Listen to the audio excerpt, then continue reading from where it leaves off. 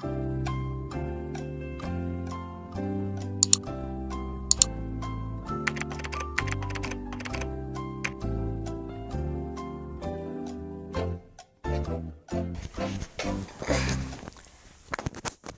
DJI Mavic Air.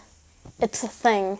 So I first heard about this, I believe it was last night. I was just on the computer looking around at some DJI rumor sites, and I saw that DJI Mavic Air, people were predicting that it was going to be a thing in the conference thing that was this morning.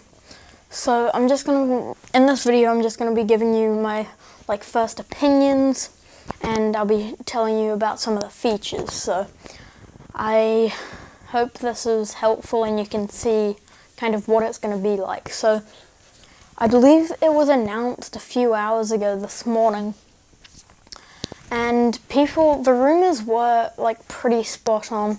We didn't get the 4K 60 FPS that we really would have hoped for, but to be honest, this is good enough. So some of the features,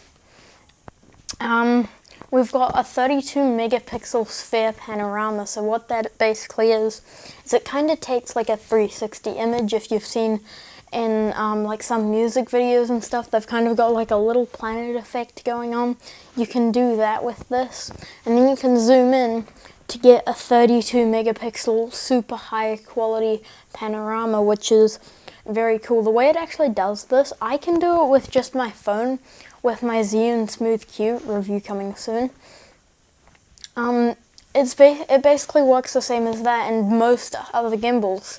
You've got the camera here on the gimbal, and it'll take one shot here, one shot here, one shot here, one shot here, so on and so on, until you get that 32 megapixel panorama. It'll stitch them all together within pretty much the drone, and then you get a panorama. So that's really cool. Alright, so now I'm going to go over the design. So the size, to start off, is one of the biggest things that people wanted to know about, because the old drones before the Mavic, we just had the big Phantoms, right? These things are huge. You can't travel with them or anything.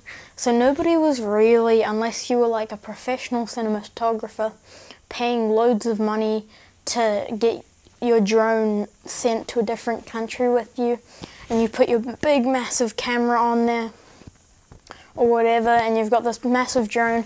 That's the only drones that you could have. And then the Mavic came in, which is still quite a big drone. It's about kind of that size when it's unfolded, but then when it folds up, we were like, wow, that's tiny. So that was a big step forward. And then we got the Spark, which didn't fold up, but it was still insanely small. And now we've got this Mavic Air, which is kind of I guess you could say a baby brother of the original Mavic, but what we might find out shortly is it might actually be the bigger brother. This thing, when it's folded up, it's smaller than the Spark, and when it's unfolded, it's that big, which is a big deal for a lot of people, because when you get something with this many features in a tiny little package like this, you really can't go wrong. I'm pretty sure it's going to be $800 for the drone by itself, and then $1,000 for the Fly More combo. That's in US dollars. So that's going to be a pretty big game changer, the price of this. Alright, so one thing that I did forget to mention about the Mavic Air in the design is that it's going to come in 3 colors, I believe. So you've got the Fire Red, which we saw in the Spark. We've got Alpine White, which we saw in the Spark as well, and we've got a new color pretty similar to the Phantom 4 Pro Obsidian. It's a nice black color, and to be honest, it looks really nice. Right, so next up, it's something that we really wanted in the Spark, but we didn't have.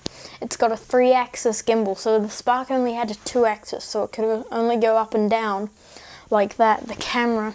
Now this one can go around like this and up and down, so 3-axis gimbal. We really wanted that, and now we've got it.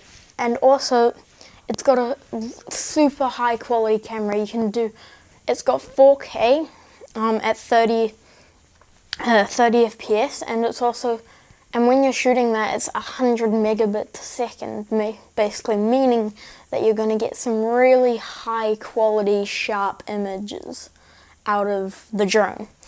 You can also do full HD, that is 1080p, what I'm actually shooting this video at right now, so you can kind of see, this will be kind of around about the sharpness and quality. 1080p at 120 FPS slow motion. Now that means you're going to get super buttery smooth slow motion, which is pretty impressive when they packed it into something this small. The camera is like that big, probably even smaller. It's amazing that they could pack 120 FPS full HD into this, because even my big camera can't even do 120 FPS at any P. So that's a pretty big deal in a drone.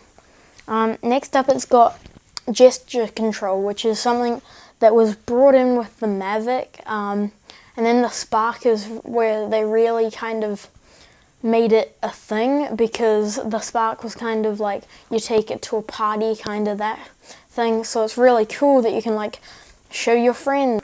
It's got, as I'm pretty sure all of the DJI drones do now, except for the like higher, like the not consumer drones, like the professional kind of drones.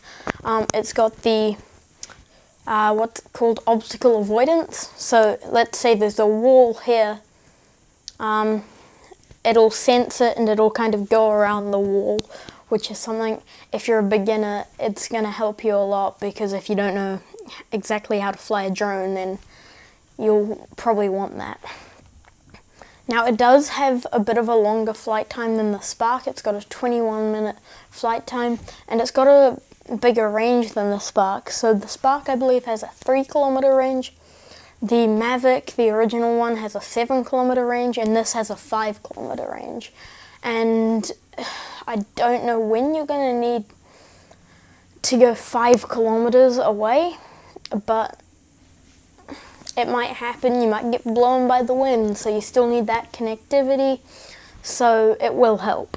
Right, and the last thing that people probably want to know about is the controller size, because that's still part of the size. You've still got to put that in your bag with the Mavic Air. So the controller, I believe, is the same that we found on the Spark. So it's got, the same as we found on the original Mavic. So then I believe it's got a little LCD screen at the top. Let me check. Okay, no, so we are finding the same one that we had on the Spark. So we've got no LCD screen up there. We've got some, the joysticks are actually removable for even, like, if you want to make it even smaller. And then you've got the little phone clamp at the bottom. And then you don't have the LCD screen up top, but don't know why you'd want that anyway. Sorry, the LED screen. Don't know why you'd want that, because everything shows up on your phone anyway, so to me it seems kind of pointless. But anyway, that has been like my first impressions of the DJI Spark.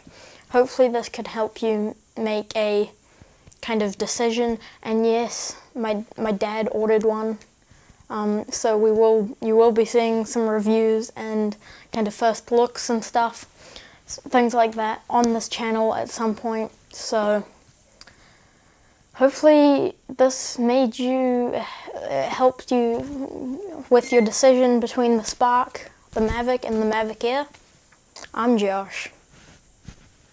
Sleep well.